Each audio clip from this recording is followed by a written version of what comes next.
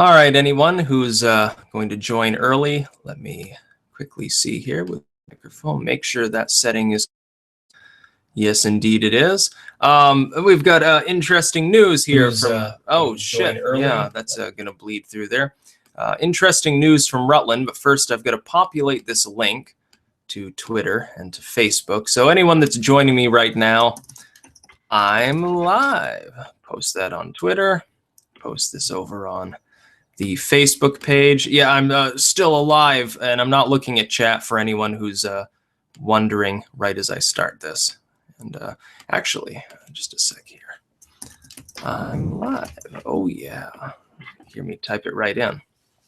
Yeah, it was an MRE coffee morning. Let's just say that, as you probably garnered from the title here. I see there are over 300 people already watching this, so I'm just going to get right into the meat and bones. For anyone just joining, I'm not looking at chat because I can't. In fact, I was looking at Matt and Blonde in the Belly of the Beasts stream the other day, a couple days ago, and it actually started really, really badly crapping out, so I couldn't actually, not only could I not watch it for more than like 5 minutes at a time, I couldn't like participate in chat there either. Here's the story of why I sort of disappeared there until now and didn't upload anything this morning. Rutland City and town have both been hit with a massive windstorm, and there are a large number of trees down. And I'm going to tell you my story of the chaos that was last night, because it was fucking insane. But yeah, the power was out until about an hour ago. And so, you know, I figured at this point in the day, I'm not good to make any more videos. My throat was already a little hoarse because, you know, no heat, no fan at night means poor sleep. Honestly, I'm an insomniac. I need white noise in order to sleep. If I can't have my desk fan on, I had to take that little, like one of those portable battery-powered radios, tune it to nothing but static, turn it way up, and put it on my desk stand just to get some shut-eye. And that's basically what happened. But what happened yesterday is a storm that nobody expected to actually exist in the first place suddenly worsened as it came off the mountains right into Rutland and knocked out power for some 19,000 or so people.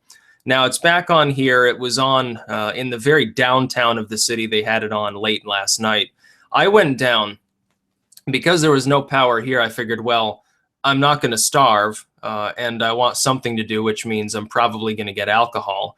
So I figured I'd go down into the downtown. I figured if anywhere had power, it was there. I was right.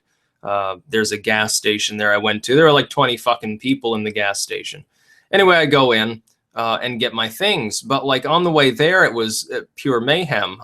They had a detour in the road for one fallen tree. So I went on to one of the side roads. I figured, well, you know, this will take, 20 extra seconds off of my day, basically. I start going down into the downtown, and this massive Coca-Cola truck comes barreling up this side street. Now, I don't even think they're supposed to be driving on these side streets because there's nowhere near enough clearance for a truck of that size. Big-ass 18-wheeler comes flying up, makes it up the hill all right, but then starts to turn, runs up on the curb, both the cab runs up on the curb on one side. The back of the truck is like scraping on the curb and back. So he stops, like, fuck my life. And he starts turning, going back down. He slinks back down the road like a snake. I assume he had to back all the way back down to the main road and try again in a different direction. But it was mayhem. There were no traffic lights. So here I am. It's approaching dark on the way down there. There are no traffic lights for people to follow, which means it's already the traffic is murder. There are 10 times as many people on the streets because there's no power, so there's nothing for people to do other than like wander around and shoot the shit. Then as I'm coming back, it's like pitch black out because there are no city lights sort of illuminating the sky. So it's like, countryside skies for once for the people of Rutland City, and it's even worse there. By the way, for anyone just joining again, I'm not looking at chat. So anyway, I get back and did my thing. I ended up sitting there, those solar lights that I've spoken to a few people about that I put out in the garden. And by the way, there will be garden updates soon. They work really well. They work especially well if you turn them upside down and put them on a desk and you're using them to like read a book or something. That was one of the best purchases that I've made. Honestly, I'm extremely glad that I started putting those in the garden because otherwise I would have had to use, basically a flashlight or something. Those work way better. I had a couple of them. I popped them into the potted plants next to the flag behind me in every video, and I was reading by all that light. So I'm sitting there, I'm reading Lake Monster Traditions and Alchemy handbooks and stuff like that by lamplight. It was a little bit like being the last man alive in the bunker or something like that. And then this morning, I figured the reason why also I'm not going to make any other videos is I haven't had a shower yet. I'm going to go get clean after this stream is done. But I'm going to be too lazy at that point. Nice hot shower after not getting enough sleep. I'm going to be lazy all afternoon. And also, I still got to do like the RuneScape stuff before 8 o'clock. I got like 3.5 hours before that day switches over. I still got to do all that shit because double XP weekend's coming up, and I didn't get my editing done this morning. I'm like, fuck my life. I'm like, seriously, screw the weather here. It doesn't make any sense. Nobody saw this storm coming. And about half of the people in the metropolitan region lost power. I think West Rutland maintained power. They were fine. And just north of us, get this, the sort of electric block just due north of us, past the electric company and the water station, fully powered, never lost power as far as I know. They were just fine. We just happen to be a little bit different from them. We're literally, right across one little hilly ridge from this other neighborhood. They're just fine. They never lost power. Here, it's like all night, all you hear is generator sounds from the two neighbors that have them. It was all messed up. The city was messed up. There were trees down everywhere. There are 4 trees down on our property. Thankfully, at least 3 of them, nobody cared about. We lost several poplar trees, but those had to be taken down because they were all screwed up anyway. One of them was already leaning on another tree and was still somehow half alive. I don't know how. It was like a miracle. It rooted out one of our birch trees. It toppled one of the pines, but in another stroke of weather genius, the wind failed to topple the one really dead, ugly-looking pine that's out on the side of the property. It's like the one tree that everybody on Earth would wish to fall because it's completely dead. It's just standing there. And it didn't fall down. At some point, I need to take it down myself. So a bunch of living trees went, and that one tree managed to hold on. You should have seen, at the height of the windstorm, I looked across the road at the neighbor's lot over there. And their birch tree was bent over almost 90 degrees from the wind. It was that strong. They said 75-mile-an-hour wind gusts. It was like a miniature hurricane went through the area. And nobody expected there to be anything other than, there's going to be some breeze and rain like normal this time of year in Vermont. It was so much worse than that. It knocked out power to so many people. And there were transformers exploding apparently in the city. And Green Mountain Power actually deliberately shut off power to those that still had it. Specifically because enough lines had gotten screwed by trees that it would have been an electrocution hazard for everybody going by if they had left them up. And they probably figured, well, if power is indeed off to large segments of the city anyway, there are going to be a lot of people walking around. If they touch those live wires, they're kind of screwed. They're going to get fried into the pavement. So they just decided to shut it off for everyone. No disrespect to the people that were working out there, but it does seem a little bit odd that our specific electrical region was not one of the first to come back online, because we've got an elementary school as well as a treatment plant. Sort of the recycling center and stuff, as well as a large park associated with it on this part of the grid. And it took, until about 3:30 today or a little bit before that to come back online. But yeah, that's why I wasn't making videos this morning. There was no power to make them with. And of course, I'm not a smartphone user. I don't use like a cell phone network or anything like that. I suppose I could, like as a contingency plan in the future. This might put me over the edge where I just break down and get a smartphone. If I'm gonna be purchasing some coverage anyway, let's get one of the cheap LG ones. They make smartphones. It's the kind I'm using to record in the garden. It's it's mediocre, but it's good for what I need to do. I'll just use something like that, so that if the power goes out, I at least have the ability to upload something. I'd have to like charge it in the car or something, but I can update people and say, yeah, indeed, the power's been knocked out. No, I haven't gotten botulism from an MRE. No, I wasn't shot by an Antifa member. No, I didn't randomly get turned into like canned meat on the side of the road hitting a tree or something because I was stupid. No, indeed, I'm still alive. I just don't have power right now. It was an interesting experience, though, going into the downtown and seeing so many people walking around in the middle of the night. It's pitch black. It's still sprinkling rain. There's still some wind at that time to deal with. There are trees down literally everywhere. You could see where they had already cut up. Property owners and removal crews had been chopping up chunks of tree and tossing them to the side. They didn't even like cart it off. There were so many of them. They literally just sawed through them, piled it onto the side of the road, and figured, well, that's, you know, all we can do at the moment.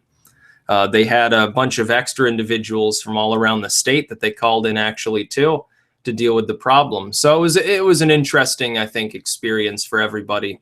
But power's back on for most of those that lost it. So, you know, they were saying on the radio, again, the little handheld, they were saying some people might have to wait till tomorrow for power. And this last night wasn't cold, and today it's actually unseasonably warm.